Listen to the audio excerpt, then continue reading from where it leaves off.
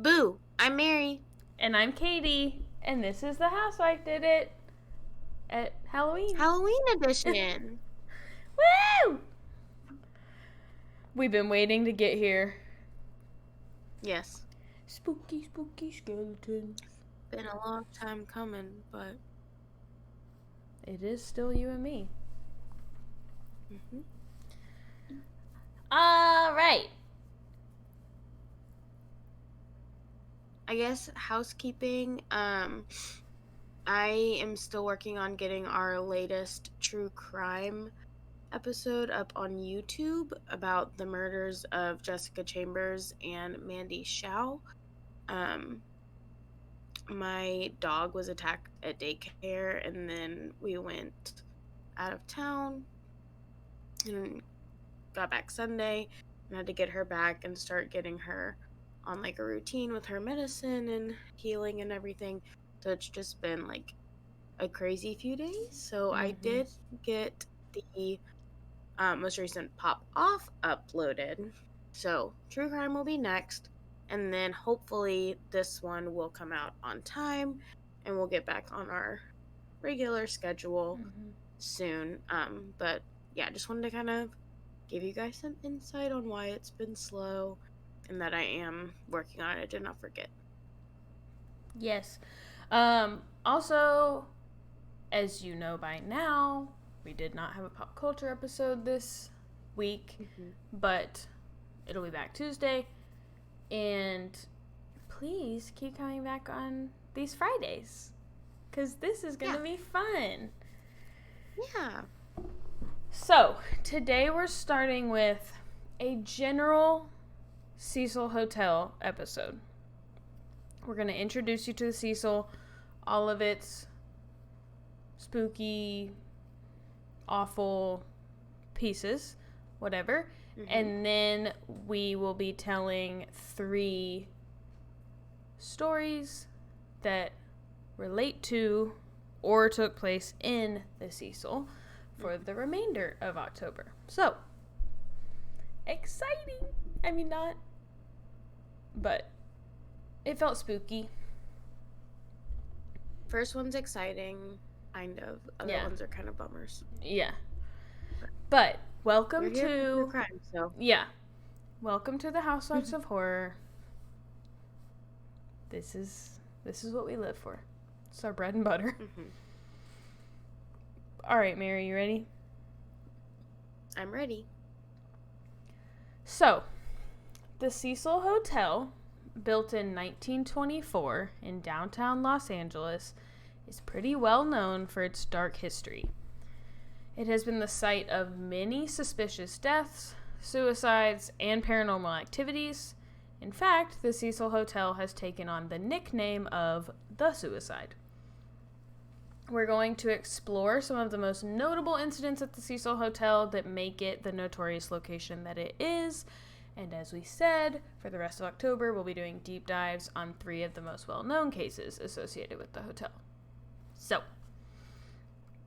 the Cecil Hotel first opened its doors on December 20th, 1924, with the purpose of being a destination for working travelers and tourists.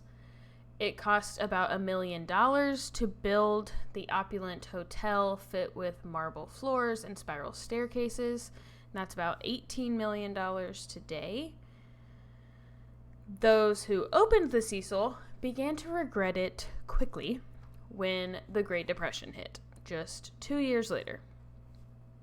While the Cecil was originally built in an area called the Spring Street Financial District, that was known as the Wall Street of the West, the area shifted to be known as Skid Row.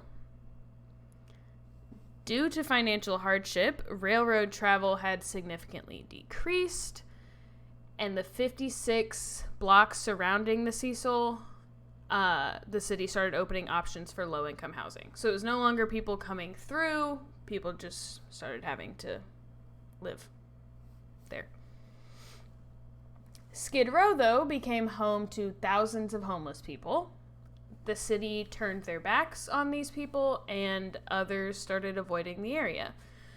Substance use and addiction, mental illness, street crime, and just overall tragedy and desperation were allowed to exist freely and openly in Skid Row. Most employers moved out of the area. It's talked about, I don't know, like, when this happened, but in one of the documentaries, they talk about, like, basically police would, like, block people from leaving Skid Row.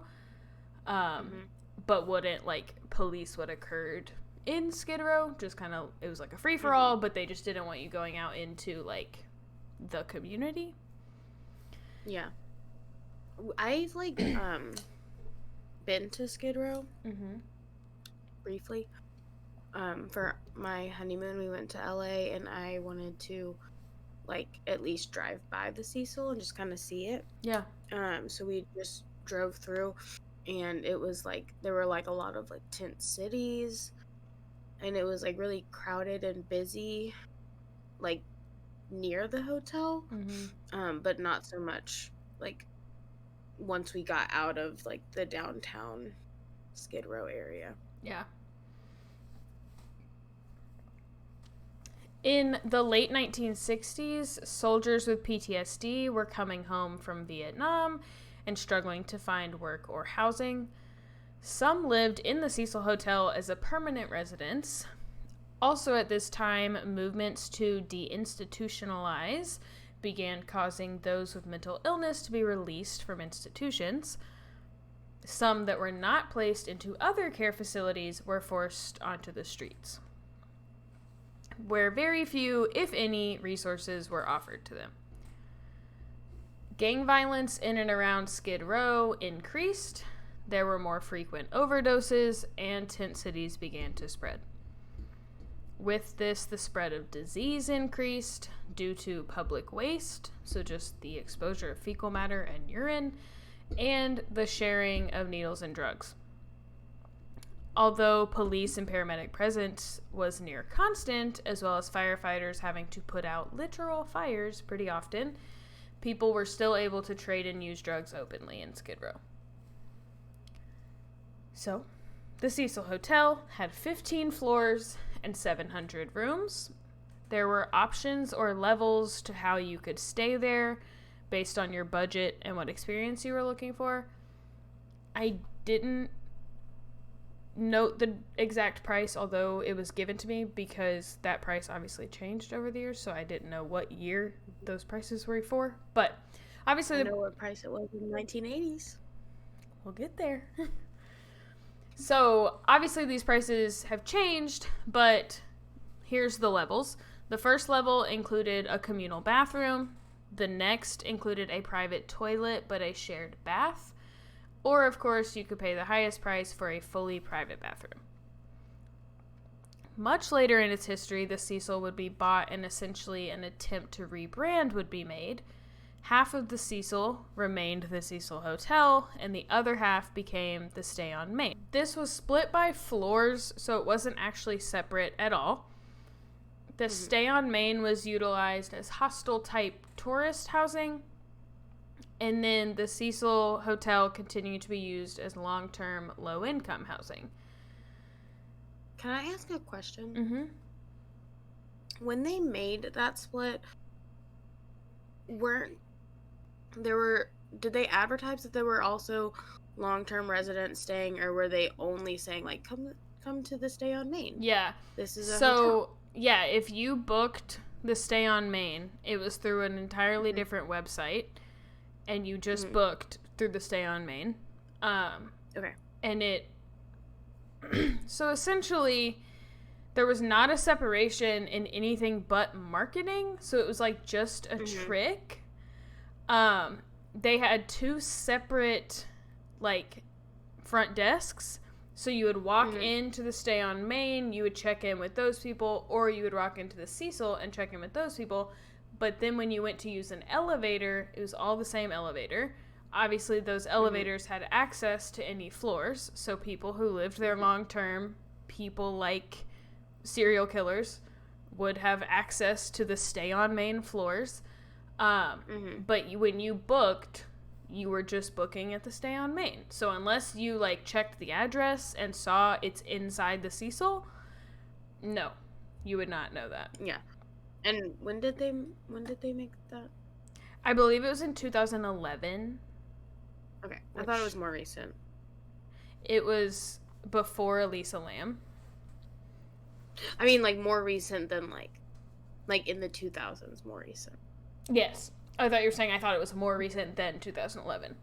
No. I just mean, like, not the 1900s. Mm-hmm. Yeah, so I don't know. It's very strange to me. But basically, I think it was, like, the first 2 floors were something, like, veterans or something. Then these, like, middle floors were stay on Main. And then the remaining top floors were the Cecil Hotel, which, as we know, the top floors were not the safest. So, yeah, when I went to see Harry Styles in St. Louis, the hotel we stayed in was like that, where half of it was an apartment building and half of it was a hotel. Interesting. And we didn't realize that half of it was an apartment building. Yeah. And so, like, we got there, and, like, it was, like, we checked in, and it was, like, literally, like, the hallway we could go to our room from, and then there was, on the other side, was, like, vending machines, and then the hallway by the vending machines led to the apartment part. Interesting. Yeah. It would be quite alarming. Clearly, like, old as hell. And I was like, I think this is the Cecil. Like, that's what it feels like in here. I think I said to my friend that was with me for the concert, I think I said, this feels like the Cecil. And she was like, don't say that. Yeah. So, the manager stated that around this time, when it became the dual building, the hotel was averaging 3 911 calls a day. People staying at the hotel noted that past the 6th floor, it got progressively more dangerous. This could be for simply the increased likelihood of people jumping to their deaths from higher up, or could be some more ominous reason. Who knows? So I read that too during my research. Yeah. So now we're going to go through some of the notable incidents and deaths at the Cecil Hotel. But of course, there are so many suicides, falling deaths, murders, and other crimes that have occurred over the years that I won't be able to talk about. So this is really just scratching the surface of the Cecil. The first recorded death at the Cecil occurred just a few years after its opening in 1927. 52-year-old Percy Ormond Cook completed suicide in his hotel room. Then in 1931, W.K. Norton became the first poisoning death on record at the Cecil Hotel. He completed suicide. He completed suicide by taking poisonous pills. Poisonous pills? I don't know what they were, though, but... The police found some of these...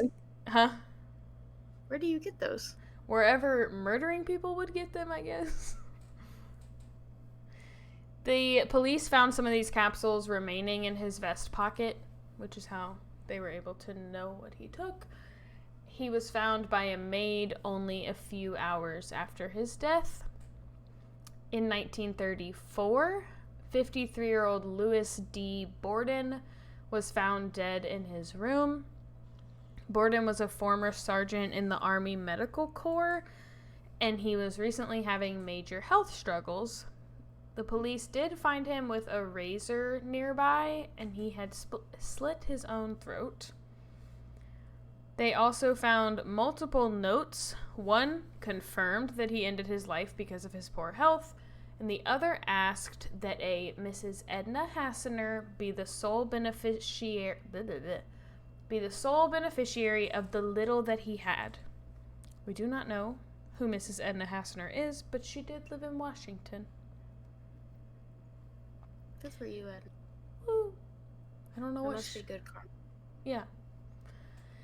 In 1937, Grace Magro, who was 25 years old, was found outside of the hotel, severely injured and wrapped up in telephone wires. She had fallen from the window. She had fallen from the window of her 9th-story room and initially survived the fall because of those telephone wires, but later died in the hospital. Like it by accident? So, her partner, M.W. Madison, was inside of their hotel room at the time of her fall, and he claims that he was asleep and knew nothing of what happened.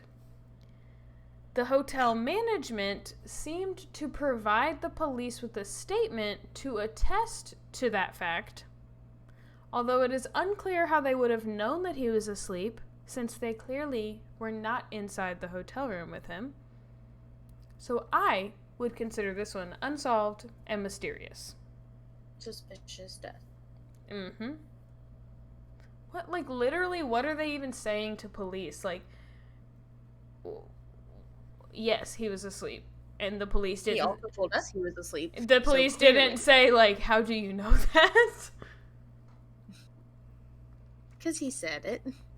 Didn't he say that to you? He said that to us? I thought we were just believing him. Is that not... The customer is always right. Mm-hmm. We customer are says not the he's- police. We're not here to question this man. In 1939, Erwin Neblett, a Navy officer from Clarksville, Tennessee, checked into the Cecil and then was found dead in his room. Neblett completed suicide by consuming rat poison. However, the newspaper in his hometown of Clarksville, Tennessee, reported that he died of an unexpected heart attack at his naval base. Neblett sounds like the name of a man who would come from Clarksville. Yeah. But also, come on now, what y'all gotta hide? Yeah. Don't be ashamed. Yeah. Just going through some stuff. Yeah. His loved ones deserve to know the truth. Yeah. In 1944, hold on, this one's interesting, so I don't want to burp in it. In 1944, a very pregnant Dorothy Jean Purcell, who was 19 years old at the time, and her companion, Ben Levine, who was 38 years old, checked into the Cecil Hotel. It is unclear the specifics of their relationship, especially given the age difference. Some speculated that they were performing as a married couple to avoid any scandalous discussions of them coming to a hotel together. Others do report that he was her boyfriend. Not sure. It is also unclear if Ben was aware of Dorothy's pregnancy. And in fact, most reports say that Dorothy did not know that she was pregnant. Very pregnant Dorothy didn't know she was pregnant. She was 9 months pregnant. So my gut instinct is that Dorothy at least knew. Mm-hmm. Ben maybe not. I mean, sometimes they don't. Yeah. But usually they do. Yeah. So I would find it strange for her, and honestly him, to not know that she's pregnant when she's at 9 months, but we can't really be sure. Dorothy began experiencing abdominal pains and went into labor in the communal bathroom on her floor. She gave birth quietly and reported that she thought her child was delivered stillborn as he was unresponsive. So she went to the window of the hotel and threw her newborn out the window from the 9th floor. See, that is still not the appropriate response. If you think that the baby is stillborn. Mm-hmm. I'm not saying that I know what the appropriate response is, but I Yeah. feel fairly certain that it's not throwing them out a 9th-story window. Yeah. I think... Because that, people will notice. Yeah. I think the And idea... will take issue. Yeah, I think the idea is that she, like, didn't want him to know, so she didn't want to, like, go back. But, yeah, not good. At this time, Dorothy returned to her room. She did not tell anyone, including Ben, what had occurred. However, obviously that baby was found. And connected to Dorothy. In the autopsy, the medical examiner concluded that the baby had been born alive, as he found evidence that his lungs had been filled with air. It was recommended that Purcell be charged with the homicide of her infant, but she was actually found not guilty by reason of temporary insanity. It was determined by psychiatrists that she was, quote, mentally confused, and she was admitted into psychiatric care. And on the one hand, I'm like, okay, fair? Mm-hmm. And then on the other, like, by definition, that is not how legal insanity works. Mm-hmm. You don't get to just be mentally confused. Yeah. You don't get to just, like, get it wrong. You would have to, like, be unaware of what you are doing. So, yeah. I think per the law, that doesn't seem right to me. I think this is a really good argument for Skylar Richardson. Mm-hmm. Like, it's not like she was, like, trying to, like... You can't argue that she was trying to give the baby a proper burial and that, like... Yeah. Like, she threw him out a window. Yeah. She was trying to disconnect. Yeah, like, that... Yes, is, like, confusion, maybe. But, like, I think manslaughter at the very least, my friends. Yeah, like, I think when, like, talking about, like, legal insanity being, like, not being able to know the difference between right and wrong, when it comes to, like, a temporary, like, split decision, I feel like that really negates the idea of knowing the difference between right and wrong. And if because when you make a split decision, sometimes you're not thinking about right and wrong. And I think, like, if you're cognizant enough to say, like, this baby isn't making a noise, so it must be stillborn, so because it is deceased, I'm going to do something with it. That, to me, is a person who's thinking, like, logically, like, following, like, I wouldn't throw a living baby out a window. I'm only doing this because it's stillborn. And so to me, like, that's almost like proof that, not that she didn't need psychiatric care, not that something wasn't going on, but I don't know that it meets the legal definition of temporary insanity. Like, what did you think was going to happen? Yeah. Well, like, that it was going to, like, fall into a void out the window? Like... Yeah. Like, I obviously don't know the law in 1944, but, like, at the very least, gross misuse of a corpse, or, like, whatever. And so I think, I think you could easily get manslaughter, because, like, had she just not done that, that baby might have lived.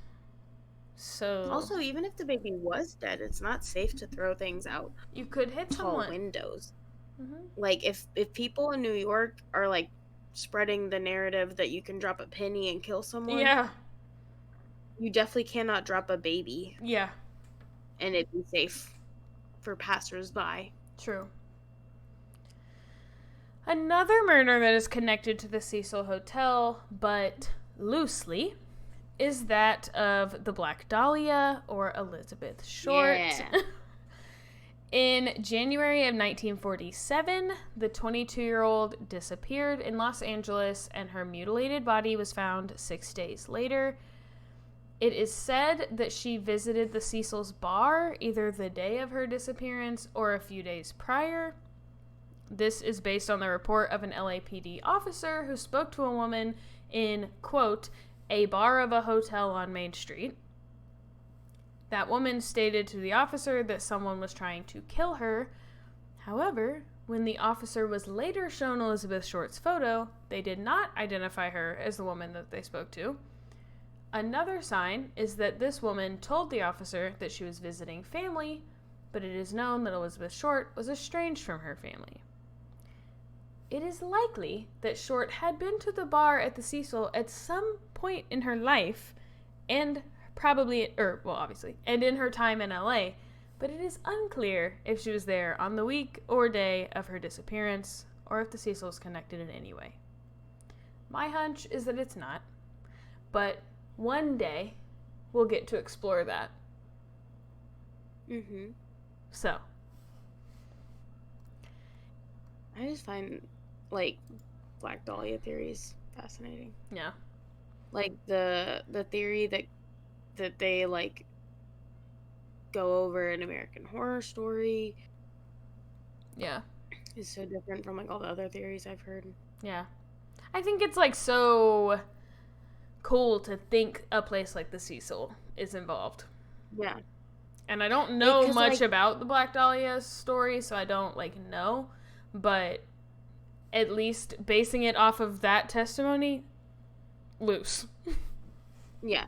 I feel like the Cecil is, like, what do they call the buildings in Buffy the Vampire Slayer that are Buffy the Vampire Slayer. A hellmouth?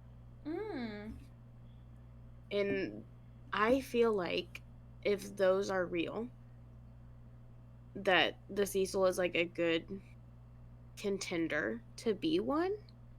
And so, like, it just is interesting to me that, like, even, like, if she had been there at some time, like, is it just drawing in people who are going to have, like, something dark happen to them?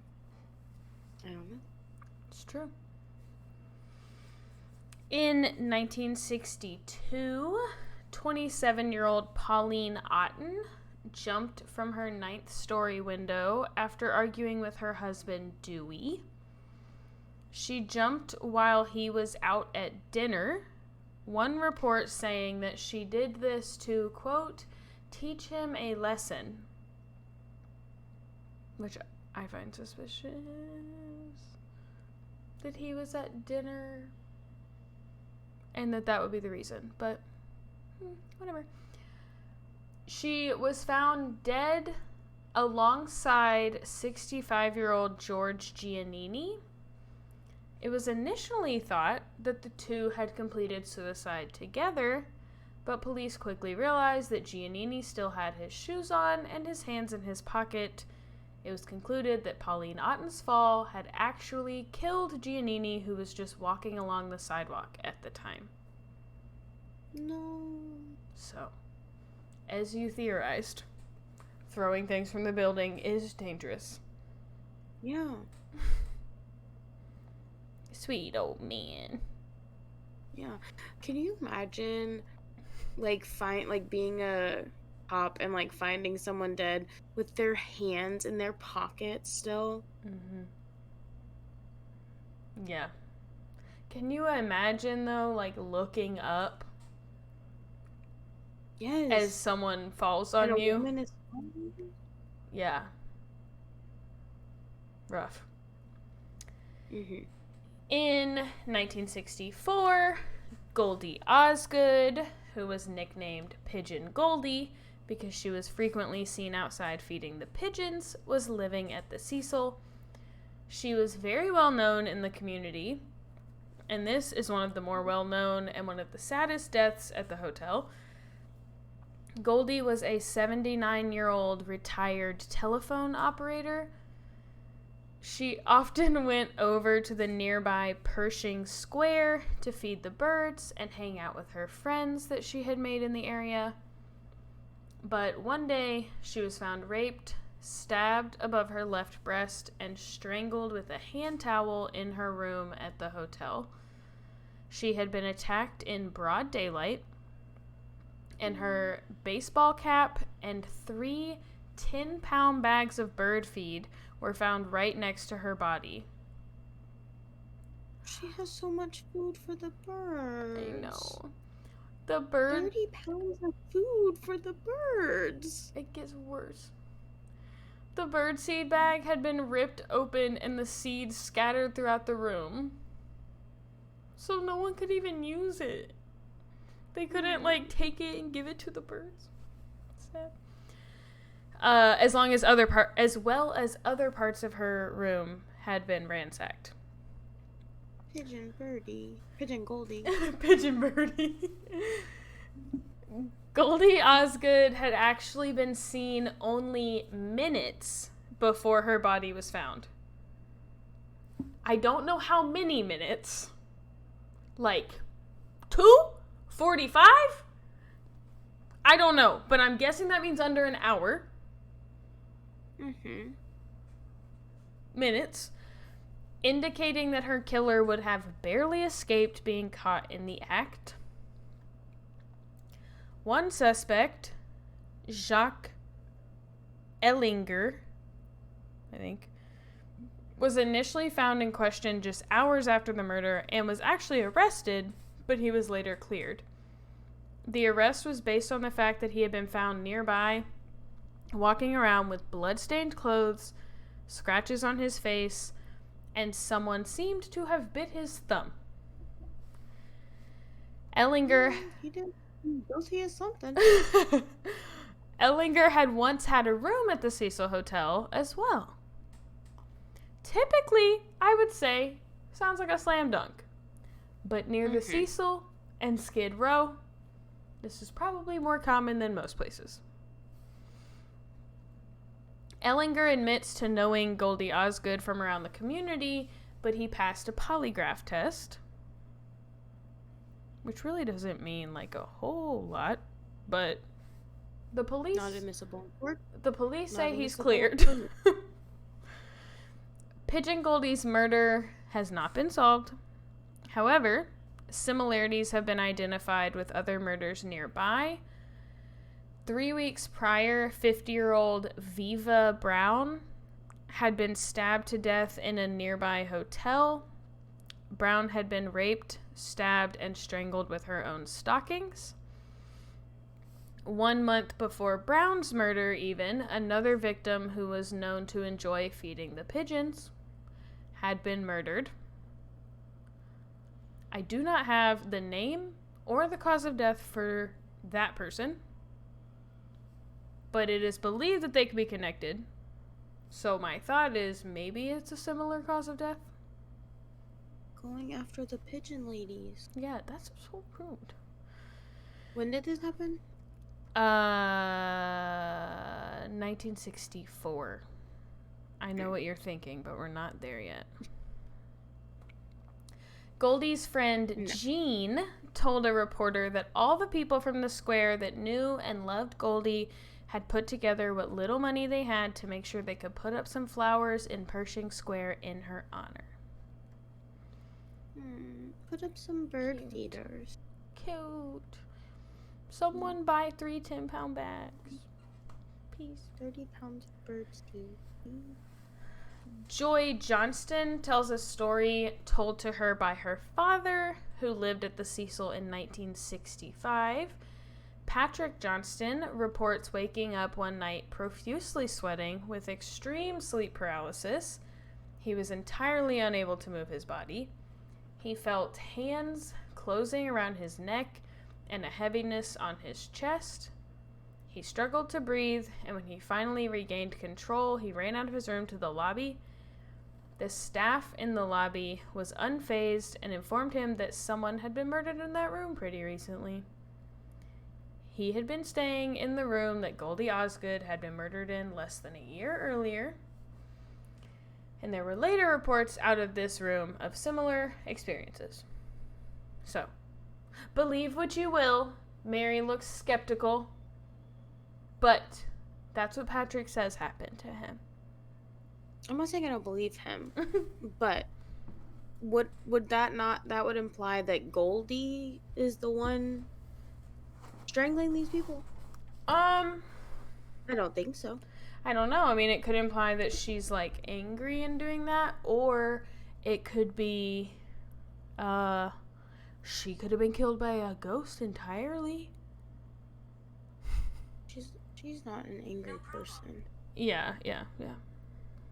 We know Goldie's character. I also we're unfazed. Like, how do you be unfazed to a guest at your hotel being like, I think I was just strangled, and you're like, yeah. Mary, work at the Cecil, and that's how. People telling you they had ghost encounters is probably constant. And you're like, hey. Yeah. Like, you react the same way as, like, a kid who gets a paper cut and is like, I need a Band-Aid. Mm-hmm. You're like, it's fine. You're like, 1 second, sir. Oh, yep, that room number? Yeah, that's where that lady was killed. Now go back, please. I'm not worried about it. Also, a few notable serial killers who are known to have stayed at the Cecil, even though their crimes likely did not take place in the hotel. An LA serial killer known as the Skid Row Slasher stayed at the Cecil at some point. This man was later discovered to be Vaughn Orrin Greenwood. He was known for killing transient and homeless men in the area, which is most of them in Skid Row. His murders were ritualistic in nature with some unique features. He began killing in 1964, but his crimes were paused when he went to prison for a knife assault in Chicago. The murders resumed when he returned to California in 1974. 9 more victims were killed between 1974 and 1975. Greenwood cut the throats of his victims and left a ring of salt and a cup of blood near the bodies. There is evidence that he would drink the blood of his victims, and he was caught in February of 1975. Again, he didn't kill anyone in the Cecil, presumably. He just stayed there. So again, it just attracts... Yeah, that's what I'm saying. badness. The Hillside Stranglers were 2 cousins, Kenneth Bianchi and Angelo Buono, who were responsible for the killings of at least 10 women in LA in 1977 and 1978. Bianchi was captured in 1979. They had stayed at the Cecil Hotel, but no murders are linked to the location. I didn't know they stayed. At some point or another. Lovely. The pair impersonated police officers to lure women and then raped, tortured, and murdered them. They got their nickname because they disposed of their victims' bodies on various hillsides throughout Los Angeles. Their victimology began with sex workers, which went relatively unnoticed, but when middle-class women were turning up missing and murdered, the search ramped up for the killers. This is actually noted as the longest criminal trial in U.S. history, as Buono's trial lasted from November 1981 to November 1983. So the actual trial lasted 2 years.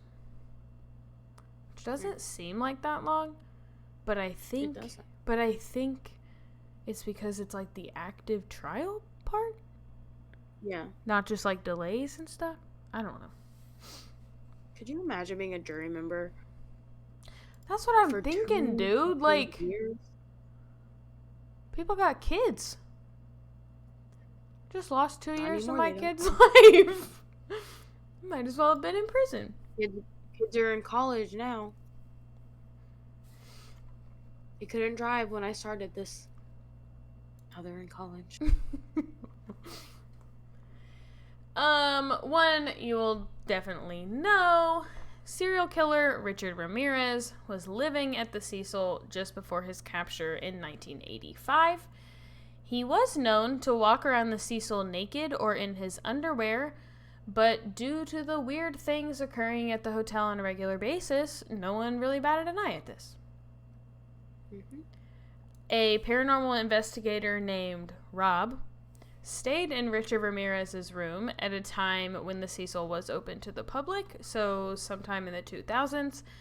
He reports feeling and experiencing nothing out of the ordinary.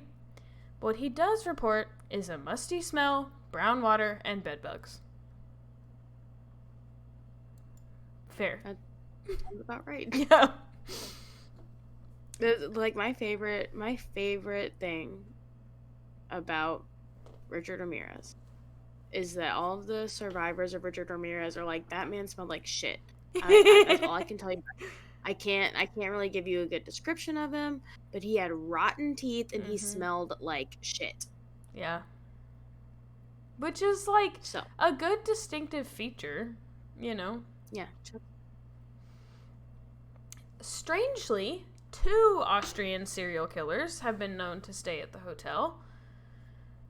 Josef Fritzl was a guest at the hotel in the mid-1980s. He had been suspected of rapes and murders in Austria and had served time for 1 rape that later got expunged from his record. Nothing of note happened at the Cecil related to Fritzl, and likely not even in the LA area.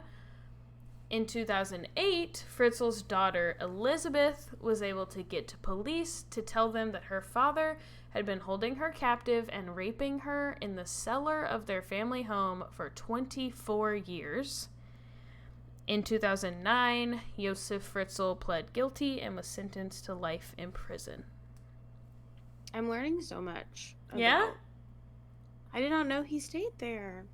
You just assume they've I all also stayed didn't. there. I don't think I knew he was considered a serial killer. I thought it was just the daughter thing. So I will say, like, I didn't find any, like, proof of the serial killing. It just said had been suspected of a series of rapes and murders in Austria. But, like, I don't know. Is he just a serial rapist? And we don't know about the murder. What did he do with her when he was at the Cecil? I don't know. I just leave her there? Because I don't know. His wife didn't know. Her mom didn't know she was there. Yeah, like, how long was he? Allegedly. How long was he at the Cecil? Like, how long did he go on vacations? No. Yeah, I don't know. But Wild. Yeah, I was like, why is this man even in this list? He didn't do anything in LA, and none of the rapes or murders. But yeah, so I don't know for a fact that he's a serial killer, but like, I think it's like, I think that, like, honestly, the ones that nothing actually, like, they didn't do anything while they were here, it's weird. Kind of, like, more interesting. Yeah, because, like, it again lends itself to this idea that, like, this place just attracts horrible people. Yeah, in, like, horrible circumstances. Yeah. Like, even if nothing horrible happens in the moment that they're there. Well, it's like, if all of these people used the Cecil as, like, their crime scene, that would, yes, it would be a little, it would be, like, less spoopy. It would just be, like, they do it because they can get away with it. It would just be, like, a matter of, like, logistics. But, yeah, it's the fact that, like, it just seems, now, it could just be because it's a popular hotel, but it, like, wasn't infamous by some of these dates, and so it's like these people just found themselves attracted to this hotel, and that's creepy. Yeah, I will say the guy you're about to talk about it is speculated that he was, like, going there because of other people had been there and he wanted to be like that. Yes. But still. Next up is Bob Smith. I'm just kidding. I was just trying to throw you off since you thought it was Jack Unterweger. Unterweger. Austrian author. I don't say it for the entirety of last podcast on the left. Yeah. And they say, every time they say Unterweger. So, spoiler, Austrian author, playwright, and serial killer Jack Unterweger checked into the Cecil Hotel in 1991 from June to July. He continued murdering in Los Angeles using the same MO as his murders in Austria, which included strangling sex workers using their own undergarments. Which is also why Mary asked when that lady was strangled with her pantyhose. I was actually asking about Richard Ramirez. Oh, okay. Because they were old? Yes. That's right, yeah. Because they were old and just like the quickness of it, I guess. Like, yeah. The fact that she had just been seen. Yeah, true. But he would have been a child. Yeah. No. Yeah. I'm excited for you to do Jack Unterweger because I did not know anything about him until I started researching it, and I was like, the fuck? Yeah. Because I think his backstory and, like, his, like, meticulous nature of, like, why he was in LA, what research he was doing, like, I think it's, like, all so eerie. So. It's wild. Whoa. I left out all of that from here, but. Thank you. As briefly mentioned before, a portion of the Cecil Hotel became Stay on Main in 2011. They had different lobby areas only during the day, but ultimately shared facilities as, like I mentioned, the building was split vertically.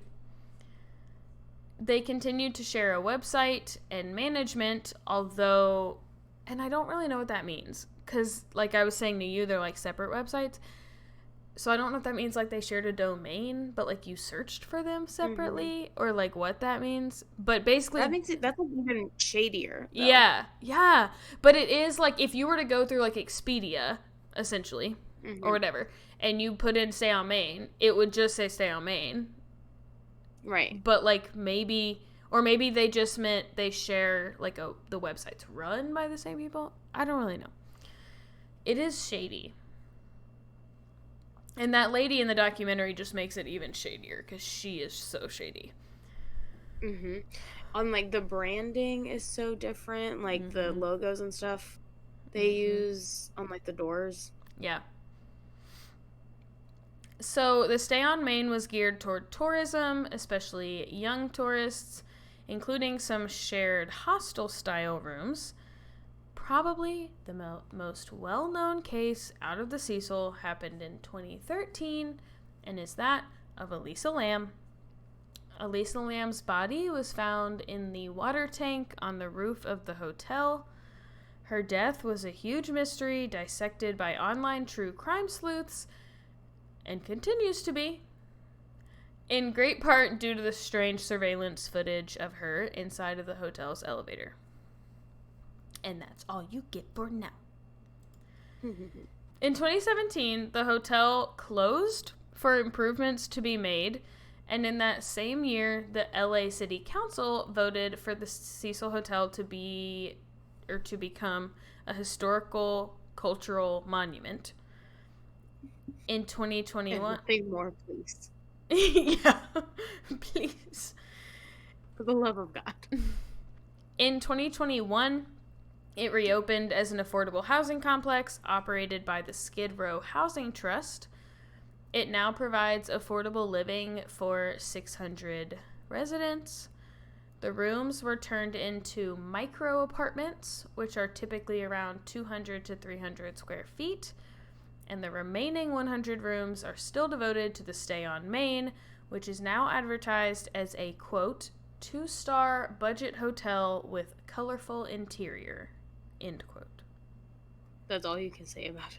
That's what they advertise it as.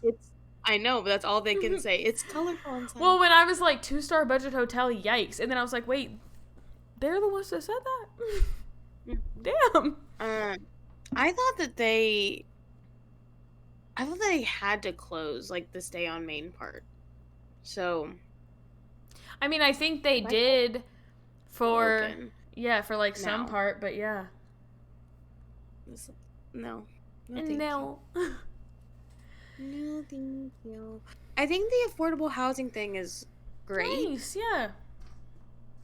if they have people like working there who like genuinely do their job. Yeah. And like care about the residents that live there, Mm-hmm. and like check in on their safety, and Yeah. not just like let it be a free for all. Yeah, because it's like anytime this happens when people are moving in that may have ill intent, there are other people that are moving in that simply want a place to live and feel that it's safer than being on the street or whatever, like that just like want to feel safe and have a home. And so, yeah, like maybe that needs to be overseen by the Skid Row Housing Trust, but like there's no point in giving all these people housing if it's just a death sentence. So right. YouTubers and TikTokers continue to visit and theorize about the Cecil Hotel and continue to report paranormal and unusual activity. Internet personality Pete Monsingo lives right across from the Cecil Hotel and has documented some things that he has seen. One time, he saw a pale white woman standing in the window of one of the hotel rooms. He called out to her with no response, so he called 911, fearing that she was about to become one of the many guests to complete suicide by jumping from a high floor of the hotel. When paramedics arrived, the woman claimed to be recording in the hotel for a paranormal activity show or documentary. Monsingo still isn't sure because he saw no film crews, hasn't been able to find footage of the woman anywhere, and never saw her leave the hotel. It is possible, though, that this was the filming of the show Ghost Adventures, which has now aired. Pete also... Is there a pale white woman on the show? There's probably a white woman in there somewhere. I won't judge her paleness. I have questions about an internet personality that voluntarily lives on Skid Row. Oh, you're just... him. Yeah, what kind, like... So... Is he doing it for shiggles? Like, is he like an internet personality who's not like making money as an internet personality like ourselves? There are apartment buildings near the Cecil now that are occupied by like artists and musicians and young people. So the area is like a little different. In that, like, at least in the buildings that are being built around. That's not to say there aren't still, like, tent cities. I don't know. But from, like... Like, on the street where the Cecil is now. What do you mean? Oh, yeah. Like, yeah. So, yeah, I mean, I've seen videos of him, like, posting, like, there was, like, a fire drill, and it looks like a newer apartment complex, but it is, like, right across from the Cecil. So I think it is, up and coming, as they say. And I think we owe a lot of that to the Cecil. Yes. Right. I think, like... But I also think, to your point, like... I don't know. Like, let's not forget that, like, moving down there isn't going to suddenly, like, make it a safe area. Right. So, like, you put yourself in the middle of where, like... Because you want to be near this cool building... And yet, right. like, these things are still going to happen until that is actually fixed. Is it cool to live near low-income housing, like, that is needed? Right. For other people? Yeah. And it's like, I don't know. Like, I obviously don't know how much these people pay for rent or whatever. But, like, the concept of, like, people are in micro apartments. Yeah. That is, like, known for bed bugs and dirty water, and you are in an artist's loft across the street. Right. Is, like, a little Weird. Mm. So. Smells like a little bit of gentrification. Like just a sprinkle. Just a little bit. Gentrifying. So. Where was I? Okay. Pete also reports seeing an old man smoking a cigarette near his window and staring at him near that man's window and staring at Pete into his window. It was the middle of the night and pitch black inside of Monsingo's apartment, so he got up and ran to the other side of his apartment to see if the man's gaze would follow him, because given that it was pitch black, he shouldn't have been able to see Pete, and his gaze did follow him. That is not what I would have done. There's not a single part of me that would think, I wonder if he'll continue watching me if I run across the apartment. Let me test it. Not a single fiber of my being would think to do that. What the fuck is wrong with you? I knew that we would not do well with, like, spooky Halloween, like, ooh, I wonder what it was. The man was looking at him. I knew we would not do well. This is so stupid. I don't like scary things. Yeah. I was like, oh yeah, Pete, fucking run for it. Not to see if he follows me with his eyes. No. Bad Pete. Stupid. Pete notes, though, that at the time that he saw this man looking at him, the Cecil was closed and boarded up, not allowing any guests. And when he turned back around, the man was gone. Dun dun dun. Another YouTuber found under Life at the Hotel Cecil with Greg has been posting videos for the past 8 months while living at the Cecil. That may be the place he can afford, okay? No, I'm not making the face at him. Oh, at what's coming? No, just Greg, we don't want to see what it's like to live there, no. To be honest. We know it's not good. We don't need it. Yeah. I'm happy for you that you have found your calling, and that people like it. Yeah. In one video, Greg films through his peephole while a man covered in blood in the middle of the night knocks on his door for many minutes. Oh, now I have to go find Greg's YouTube, though. You do. Did you watch it? That one, yeah. Oh. The man in the peephole is, like, clearly unwell. I don't want to see it. I did, but also I do. I don't know. I mean, maybe I'm wrong, but, like, when I watch it, it reads less as scary and more as, like, sad. Like, that man's in a crisis. But I don't think I want to see anyone covered in blood. That's fair. For knocking repeatedly for any reason. So, while the Cecil Hotel continues to act as necessary housing for low-income folks in downtown Los Angeles, it also continues to mystify. The last documented death at the Cecil was that of an unidentified man who jumped or fell from the hotel in 2015. The hope is that will remain the last. So far, so good. That's been a lot of years. Yeah, good job. Woo!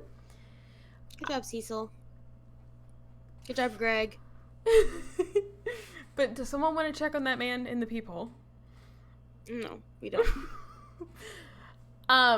In the show notes, I will link the Skid Row Housing Trust website where people can donate, volunteer, or apply for housing if you happen to be in the area and in need of low-income housing.